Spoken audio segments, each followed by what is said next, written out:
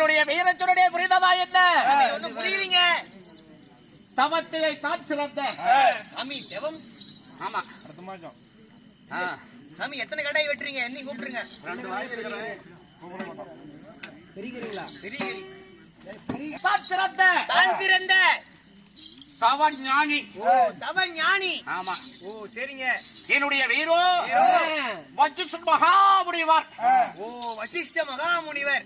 சாமி பேசணும் சாபத்துக்கு ஆளாகி விடுவேன். என்ன சாபம் கொடுத்து பொழுத்து போற நீ? நானும் எங்க ஊர்ல எத்தனை கிழவிங்கிட்ட சாபம் வாங்கி இருக்கிறேன். ஒரு சாபம் என்ன ஒண்ணும் பண்ணல. விளக்கு மாத்துல கூட அடி வாங்கி இருக்கிறேன். உன்னை தெரு நெருப்பாக சமைப்பேன். ஊத்திர துட்டு அமைப்பேன். இருக்கிற அளவுக்கு ஆளாயிட்டியா? திருப்பஞ்சாங்க நிறுத்த பாறாக்கல்லாக சமைப்பேன். என்கிட்ட ஒரு சின்ன உளிக்கு இதை அடிச்சு உடைச்சு போடுவேன். மண்ணொலி. மண்ணொலி. ஆமா. பொட்ட கழுதையாக சமைப்பேன். ஏண்டா நீ எனக்கு எந்த ஜாபம் கொடுத்தாலும் கொடுத்தாத்தா, இந்த பொட்ட கழுத ஜாபம் மட்டும் வேணாம் தாத்தா. ஏது மட்டும் வேணாங்கிற? பொட்ட கழுதைக்கு 4 காலு, கடுவங்கழுதைக்கு 4.5 காலு. குதிரை சாட்டிய வசிஷ்டர் வசிஷ்ட மகாமுனிவராக இருந்தாலும் என்னை பெற்றார்களே பெற்றார்களே. என் தாய் தந்தை யாரு? யாருங்க?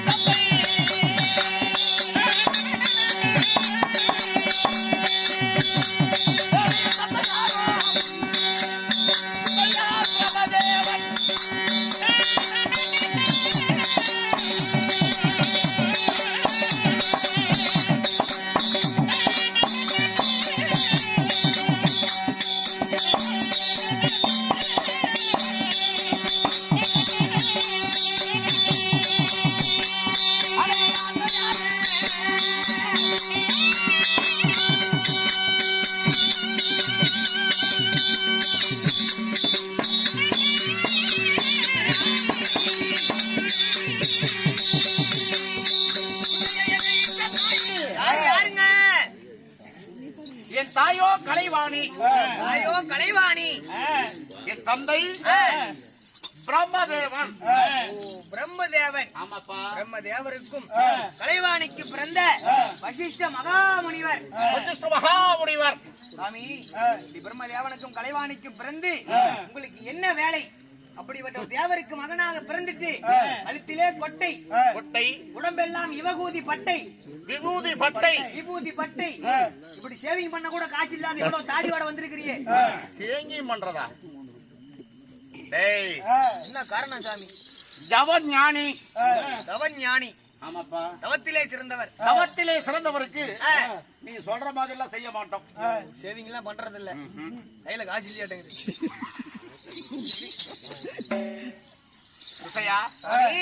எனக்கு தினந்தோறும் என்ன வேலை? என்ன வேலை?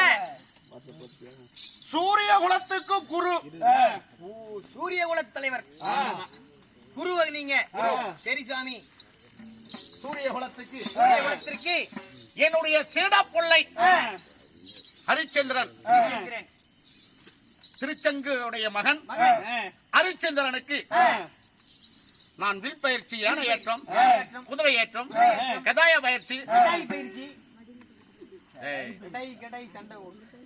கதை, திண்டி சண்டை, மல்யுத்தம், மல்யுத்தம், இப்படி பலவிதமான யுத்த பயிற்சி எல்லாம் நான் கத்துக் கொடுக்கக்கூடியவர். நீங்க கற்றுக் கொடுக்கக்கூடியவர். ஆமா. சரி சுவாமி.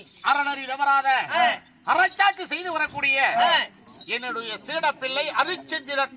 ஹரிச்சந்திரன். ஆமா. சரி சுவாமி. அந்த ஹரிச்சந்திரனுக்கு நான் குரு. சூரிய குலத்துக்கு குரு. சூரிய குலத்துக்கு குரு. ஆமா. சரி சுவாமி. அப்படி தினந்தோறும்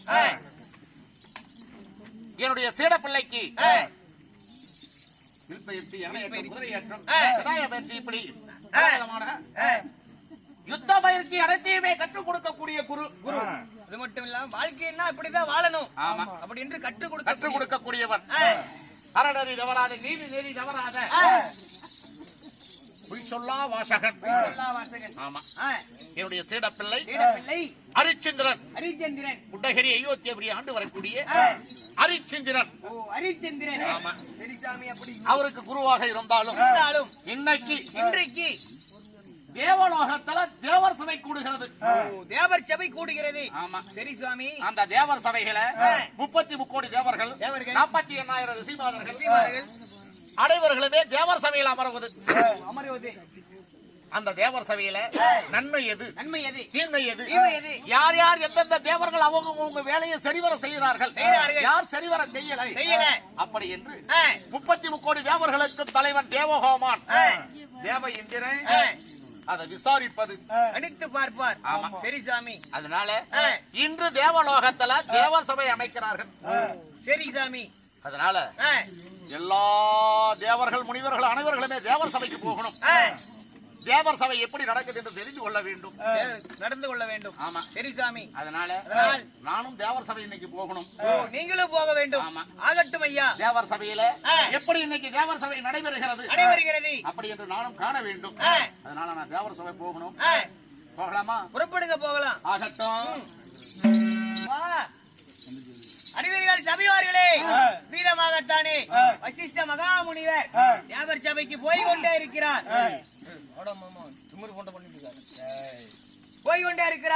இதே சமயத்துல இதோ விஸ்வாமித்திர மகாமுனிவர் வீதம் காண்க.